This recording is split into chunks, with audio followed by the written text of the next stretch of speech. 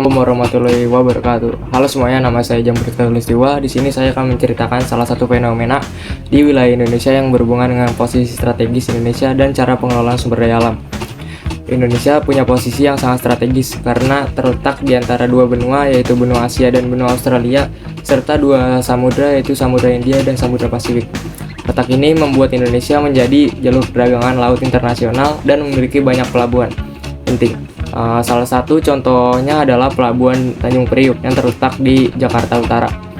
Pelabuhan ini merupakan pelabuhan terbesar dan tersibuk di Indonesia. Setiap hari ada banyak kapal yang datang dan pergi untuk mengangkut barang, untuk ekspor dan juga impor. Karena letaknya yang sangat strategis di tepi Laut Jawa dan dekat dengan pusat ekonomi, pelabuhan ini berperan besar dalam kegiatan ekonomi nasional. Posisi strategis ini juga sangat mempengaruhi kehidupan masyarakat di sekitarnya.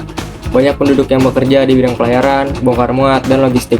Selain itu, keberadaan pelabuhan membuat daerah sekitarnya juga berkembang menjadi kawasan industri dan perdagangan. Jadi, pelabuhan bukan hanya tempat kapal bersandar, tapi juga pusat kegiatan ekonomi yang mendukung kehidupan banyak orang. Terus, di kawasan pelabuhan ini juga terdapat berbagai sumber daya alam yang bisa dimanfaatkan, terutama sumber daya alam hayati seperti perairan Laut Jawa yang menjadi jalur pelayaran dan perdagangan internasional.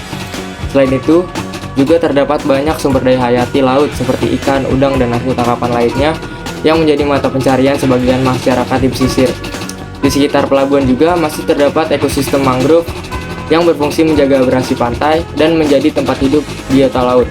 Sementara itu, lahan pesisir dimanfaatkan untuk pembangunan pelabuhan, gudang, dan kawasan industri pendukung kegiatan ekonomi. Namun, kegiatan pelabuhan juga membawa dampak terhadap lingkungan. Dampak positifnya antara lain meningkatkan pendapatan masyarakat, membuka lapangan kerja, dan mempercepat pertumbuhan ekonomi.